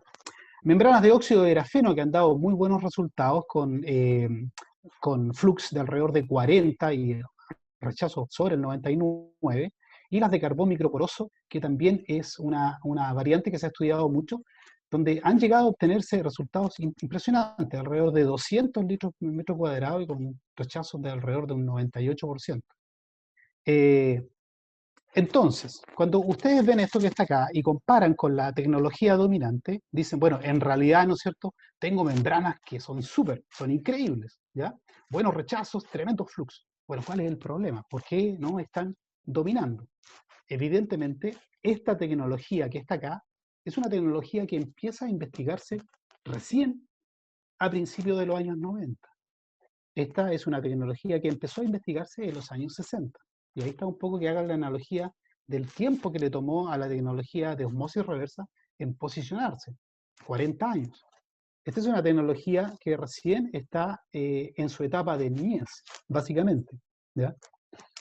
Por lo tanto, todavía subsisten problemas. Son poco estables, son poco reproducibles y por ahora son caras. Aquí aparece, ¿no es cierto?, cuáles son las ventajas y desventajas. La desalinización, que es la tecnología dominante, ¿no es cierto?, tienen rechazos muy buenos, rechazos de sal, son estables, en general duran a veces un par de años, y su costo es bajísimo. Es tan bajísimo, ¿no es cierto?, que son totalmente desechables y en este momento hay un gran problema con estas membranas que se desechan y no saben qué hacer con ellas. Por otro lado, tienen algunos inconvenientes. Tienen malísima resistencia térmica, porque son poliméricas. Tienen malísima resistencia química. Hay un rango de pH muy acotado, que anda entre 2, 3, hasta 8, 9, por ahí. Tienen un gran problema que es el fouling. El fouling es la acumulación de comunidades orgánicas dentro de las membranas. Bacterias, bichos, ¿no es cierto?, de cualquier tipo de cosa que dentro de la membrana polimérica se siente súper calientita, ¿no es cierto?, y empiezan a generar nidos y finalmente obstruyen las membranas. El problema de este fouling es que para sacarlo generalmente se utilizan algunas soluciones ácidas y ahí caemos en el otro problema, que la resistencia química es baja, por lo tanto la vida útil de la membrana se echa a perder. El fouling es un gran problema en la desalinización actualmente, dado, ¿no es cierto?, la facilidad o la predisposición de las membranas poliméricas de acoger vida, ¿no es cierto?, orgánica dentro de las y hacer crecer prácticamente fauna. Y por otro lado, ¿no es cierto?, el alto consumo de energía que tiene, dada los altos gradientes de presión. En estos momentos, el consumo de energía por metro cúbico de agua desalada anda alrededor de los 3 kilowatts. Eso es más o menos, algunas tienen menos 2,5, otras tienen más 3,5, etc. Esto es para la tecnología de imminente. ¿Qué pasa con las membranas funcionalizadas porosas? ¿Cuál es la gracia? Tienen una tremenda resistencia térmica. Yo en particular, trabajando con este tipo de membranas, separando gases, las llevé hasta 700, 800 grados Celsius, sin ningún problema. La resistencia química es genial. Podemos trabajar casi desde pH 1 hasta pH 10, sin ningún problema. El consumo de energía es bajísimo. ¿Por qué? Porque estamos usando gradientes de presión, pero sumamente bajos, prácticamente 40 o 50 veces menores que lo que se ocupan en osmosis. Se estima, obviamente estas son estimaciones porque no hay plantas, ¿no es cierto?, o no hay muchas plantas funcionando en base a esta tecnología. Estamos hablando de que podríamos pensar en el consumo de energéticos menores a 0,5 kilowatts por metro cúbico. Eso es básicamente, ¿no es cierto?, unas 6 veces menos el consumo actual de osmosis. Pero tenemos problemas. Hasta el momento las membranas son poco estables, es decir, duran poco tiempo. Las membranas que yo particularmente trabajo en el laboratorio, después de un mes de prueba, ya están dando jugo ya, ¿no es cierto?, no sirven mucho. Y obviamente el costo de producir actualmente no se compara para nada con los costos de las membranas poliméricas de osmosis. Finalmente pueden ver aquí, para que vean, ¿no es cierto?, actualmente una planta de desalación que usa osmosis reversa, que en Chile hay muchas ya, ¿no es cierto? Generalmente los costos de producción de agua desalada, los costos de producir un metro cúbico, actualmente los menores valores andan alrededor de $0,5 por metro cúbico. Obviamente esto depende de la capacidad de la planta. Las plantas más chicas, que pueden ser plantas de comunidades, por ejemplo, podrían perfectamente llegar hasta 1,5 dólares por metro cúbico. Pero eso es más o menos el rango actual. Esto es realmente notable. O sea, ustedes van hace 10 o 20 años atrás, este costo era alrededor de 4 dólares por metro cúbico. Actualmente, el costo de desalación por osmosis anda alrededor de 0,5. Y observen que la energía equivale alrededor de un 55%. En una proyección para una planta utilizando membranas inorgánicas funcionalizadas, el costo bajaría casi a un tercio, casi 0,2 dólares por metro cúbico. Y observen lo que les decía anteriormente, la componente energía baja considerablemente, ¿ya? Y ese es el gran pro, ¿no es cierto?, o una de las cosas que motiva al por qué debemos seguir explorando este tipo de membranas. Bueno, esperando que haya dado una tremenda muestra, ¿no es cierto?, de todo el espectro de las membranas, y más o menos de qué se trata en la teoría y en qué está la punta, ¿no es cierto?, de esta tecnología. Espero que haya sido de su agrado y obviamente quedamos abiertos a cualquier consulta.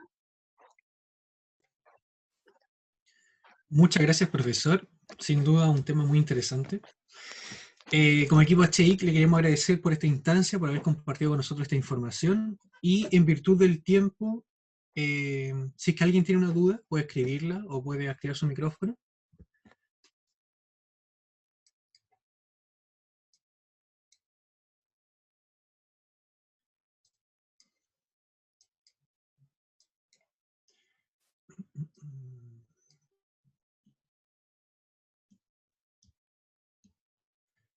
Ya, profesor, ¿le leo la pregunta o la puede ver? No sé. No, estoy tratando de volver a la pantalla principal. ¿Sí? Ya. Sebastián pregunta, ¿qué tan factible o útil sería crear membranas que usan compuestos quelantes para filtrar compuestos químicos? ¿Y qué tan factible sería crear membranas en base a aerogel? Saludos. Wow, esa última es buena. A ver, el tema de los compuestos quelantes, yo creo que es súper amplia, o sea, podemos transportar la pregunta a un nivel muy amplio. En general, dado este trabajo a nivel de ciencia de material, existe una diversidad tremenda. O sea, a ti lo que se te ocurra, ¿no es cierto? Yo quiero tratar de evitar, ¿no es cierto?, que esta molécula pase. Por lo tanto, se trata de ver cuáles son las moléculas que tienen repulsión a esa y ver cómo puedo insertar esas moléculas en la membrana y que sean estables. Por lo tanto, si tú me hablas, ¿no es cierto?, de utilizar algunos compuestos quelantes, eh, evidentemente que va a ser posible. Habría que buscar la forma, ¿no es cierto?, y los mecanismos para que los compuestos, ¿no es cierto?, queden, ¿no es cierto?, adheridos a la superficie de la membrana o a la estructura porosa. Esto es súper amplio, ¿ya? Hay una diversidad tremenda. Hay algunas empresas que tienen patentes, pero sumamente reservadas, y que se dedican básicamente a solucionarte un problema. Te dicen, ¿usted qué cosa tiene? Mire, yo tengo, por ejemplo, boro o, no sé, un nitrato en mi esto, quiero que no pase el nitrato. Ok, y los tipos te hacen una membrana con un aditivo, ¿no es cierto?, que tiene la propiedad de repeler el nitrato y lo incrustan, ¿no es cierto?, en la estructura del material, a través de la modificación o la funcionalización. Pero sí, es posible. Yo no lo he hecho, yo no lo he visto todavía, pero sí es posible. Ahora, respecto al aerogel, es, es realmente, eh, es realmente entretenido eso, pero más bien, dado el uso del aerogel, que generalmente se ocupa sus características de bajísima densidad, ¿no es cierto?, eh, tal vez tenga más aplicaciones en el ámbito de los gases, ¿ya? Tal vez no en los líquidos, pero sí en el ámbito de los gases es posible que tengan ciertas características interesantes. Limpieza de gases, por ejemplo. Yo me imagino algo así, mira, estoy teorizando. Yo me imagino tener un aerogel, ¿no es cierto?, que da sus características sus características de baja densidad, pueda flotar en el aire, ¿no es cierto? Y mientras tanto va filtrando el aire eh, perfectamente. Algo así como nanobots, ¿no es cierto?, que estén filtrando el aire o depurando el aire mientras uno está caminando por cualquier lado. Sí, es posible, es interesante esa idea de los de los aerogel. Aquí tenemos otra pregunta. Dice, ¿realmente el grafeno es el material del futuro o es una exageración de los medios, como pasa con el hidrógeno verde? Esa es una duda ahí. eh, es una duda que va a estar siempre presente. En realidad, el grafeno, yo lo dije por ahí, ¿no es cierto? En teoría tiene propiedades increíbles. Yo creo que todos lo han escuchado. Tiene, no solo las propiedades mecánicas son increíbles, eh, tiene propiedades como sensor, tiene propiedades eh, como las mostré ahora, ¿no es cierto?, para separación, increíbles. El problema es que en general o es en teoría o se ha demostrado, ¿no es cierto?, con condiciones muy, pero muy particulares. Actualmente es carísimo, es carísimo. Generar grafeno es carísimo, ¿no es cierto? Y, y obviamente aplicarlo a cualquier cosa en este momento es carísimo. Pero yo, yo creo, mi visión particular, es que si me hubiera transportado al año 60 y nos hubiesen mostrado estas membranas poliméricas que estaban filtrando agua, yo creo que más que alguien dijo o se preguntó lo mismo, ¿no? ¿Serán las membranas poliméricas la panacea del futuro? Tuvimos que esperar alrededor de 40 años como para recién destronar, ¿no es cierto?, las tecnologías eh, antiquísimas que existían. Yo creo que el grafeno tiene el potencial. ¿Y saben por qué lo digo? Porque el grafeno no solo ha mostrado características en algunas materias, por ejemplo en mecánica, sino que ha mostrado características en muchas otras áreas, ¿no es cierto? Y cuando algo muestra muchas características en muchas áreas, eso significa que hay mucha investigación en torno a eso, por distintas áreas, y es muy difícil que una de ellas falle, ¿no? O sea, es más probable que tenga éxito. Por lo tanto, si me preguntan si va a ser, ¿no es cierto?, un material del futuro, yo creo que sí, va a decir bastante el grafeno. No sé si va a ser el top, ¿no es cierto? Es posible que aparezcan otros entre medio, pero sí tiene mucho potencial. Y por ahí me dio risa por la relación con el hidrógeno, porque el hidrógeno nos vienen vendiendo esa pomada, ¿no es cierto?, hace mucho tiempo, ¿no? Hace mucho tiempo. De hecho, es tan así que yo trabajé, mi tesis doctoral fue separando hidrógeno, usando membranas también. Eh, pero el hidrógeno como que cada cierto tiempo toma fuerza y después la pierde. Creo que no los colocaría en la misma balanza, ¿ya? El hidrógeno, si bien el potencial que tiene es como proveedor de energía, eh, no tiene así otras características que sean deseables, ¿ya? Como lo es el grafeno, que hay muchas áreas en el cual ha despertado interés. Ok, César también nos pregunta, ¿hay alguna forma para evitar que el foiling pueda alojarse en las membranas poliméricas? Sí, así es. De hecho, hay muchos estudios y justamente a través de lo que es la funcionalización. Lo que les mostré por ahí, ¿no es cierto?, en el cual ustedes pueden, así como quirúrgicamente, colocar dentro de los tubitos de las membranas algunas moléculas, algunos aditivos pegados, ¿ya? Eh, Se está utilizando ahora algunos tipos de membranas poliméricas, algunas poliamidas, que están modificadas, ¿ya?, en su estructura, agregando algunos elementos que son repelentes de vía orgánica. Por ejemplo, algunas nanopartículas de cobre o algunos elementos de cobre, o sustancias de cobre, u otros tipos de metales que tienen las características conocidas de de germinicida, ¿no es cierto?, con esas propiedades. Eh, de hecho, hay varios estudios donde se han producido algunas membranas para osmosis reversa, obviamente poliméricas, que están modificadas por funcionalización con este tipo de aditivos. Y evidentemente logran repeler, no sé con qué grado, no me he metido a ver con qué grado de eficiencia lo hacen, ¿ya? Pero eso es para que se den cuenta, ¿no es cierto?, de que hay estudios, es cosa de buscar y van a haber estudios porque es el gran problema que tienen las membranas. Es el gran problema actualmente de las membranas. Y para que se den una idea, o sea, ¿qué es lo que es el fouling? ¿Ya? El fouling es el crecimiento de vida dentro de las membranas, ya sea vida vegetal o incluso vida animal. Por ahí tengo algunas experiencias en las plantas desalinizadoras de las centrales térmicas que están acá en el sector de Quintero Puchuncaví, donde toman el agua de mar, ¿no es cierto?, directamente. Obviamente el agua que entra a las membranas pasa todo un proceso de filtrado primario, filtros de arena, etc. Obviamente no puede entrar con toda arena y cosas, o se taparían inmediatamente. Pero a pesar de eso, hay, por ejemplo, embriones de moluscos que pasan en la etapa previa, ¿no es cierto?, que son milimétricos, micrométricos, ¿no es cierto?, pasan, ¿no es cierto?, y finalmente se alojan en las membranas. Y han encontrado cultivos de ostiones dentro de las membranas.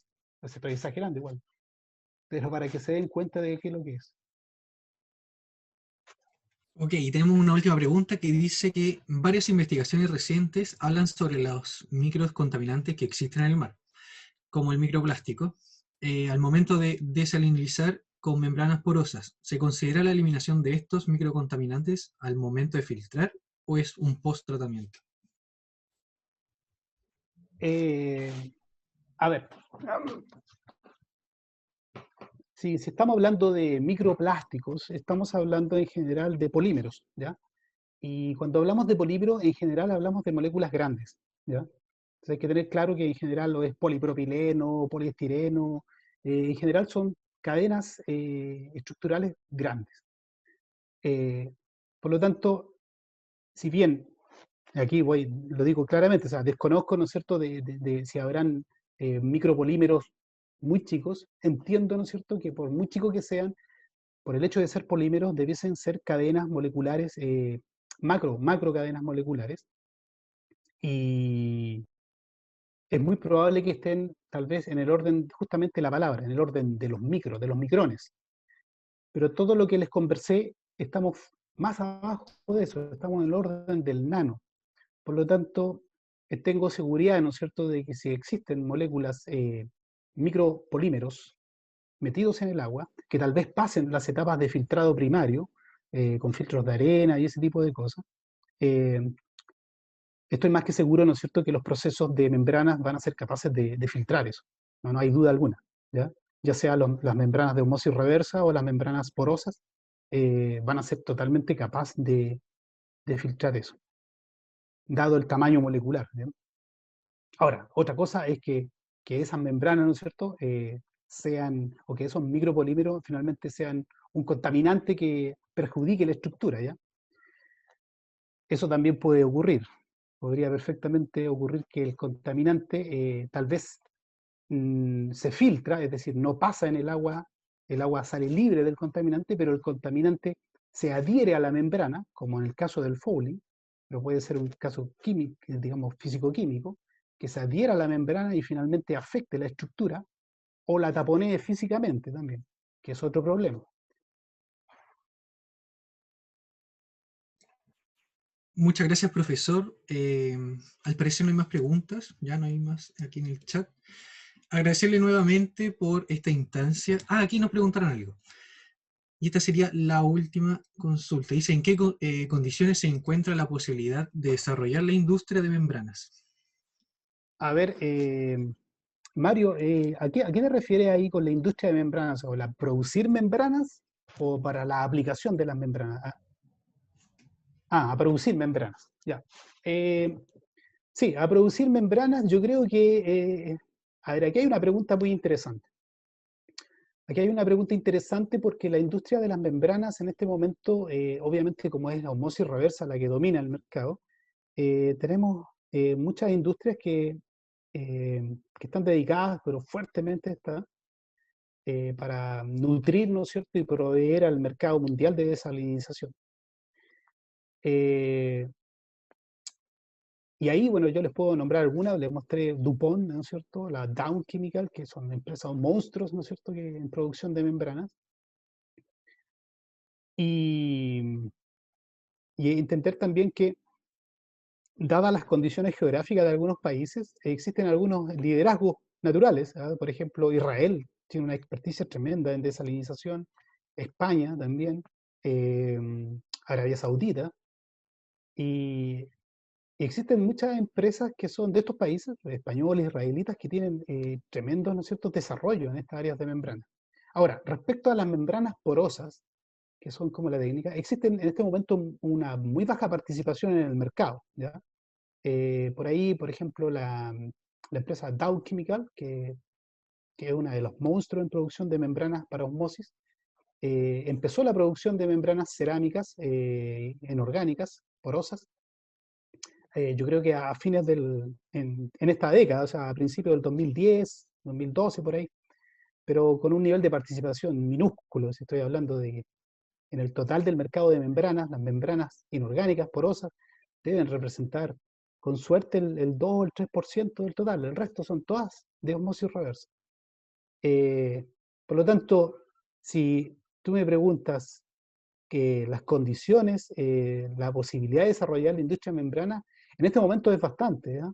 El trabajo con las membranas porosas es cada vez más fuerte, cada vez se están obteniendo mejores resultados, por lo tanto, creo que ahí hay un nicho interesante para la producción de membranas, sobre todo de esta categoría. Ahora, si uno se va a colocar con una empresa para producir membranas para osmosis reverso, está frito, o sea, el mercado ya está totalmente colapsado. Por lo tanto, la innovación va por el lado de este tipo de membranas, ¿ya? Membranas funcionalizadas, que, porque existen proveedores, pero son sumamente específicos, prácticamente hacen a pedidos, y con una reserva tremenda y obviamente unos costos, pero increíbles.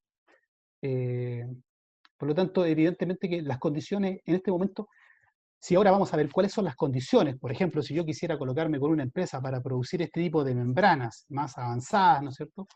Tal vez todavía hay mucho riesgo, porque son membranas que están, como les dije, en una tecnología en la etapa de niñez, yo creo por ahí.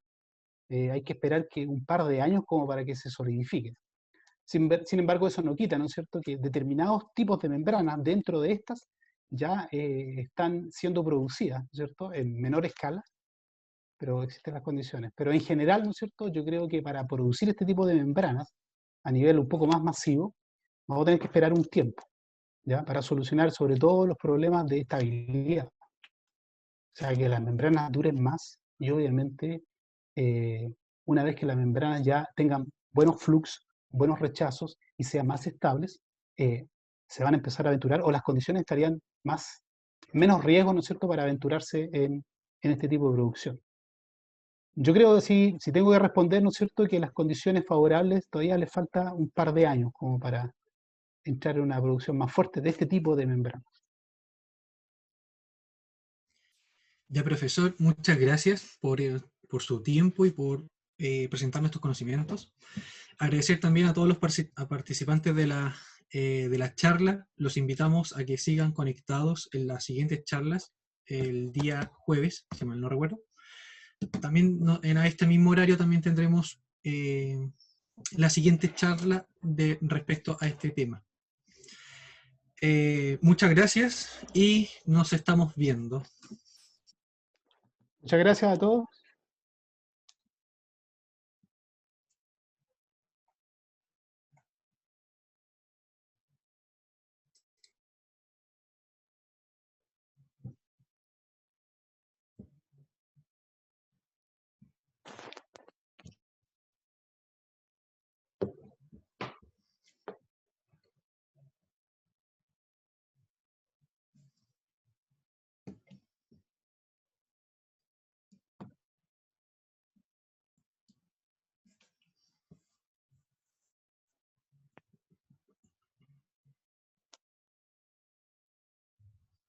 ¿Estamos listos, Martín, cierto? Estamos listos. Estaba esperando que se fueran todos, pero bueno. Nos vemos, profe. Profesor, cuídese. Bueno, y gracias también por toda esta instancia, ¿ya? Sí, genial, no, gracias a ustedes y sigan con la iniciativa. Espectacular. Gracias. Chao, chao. Chao.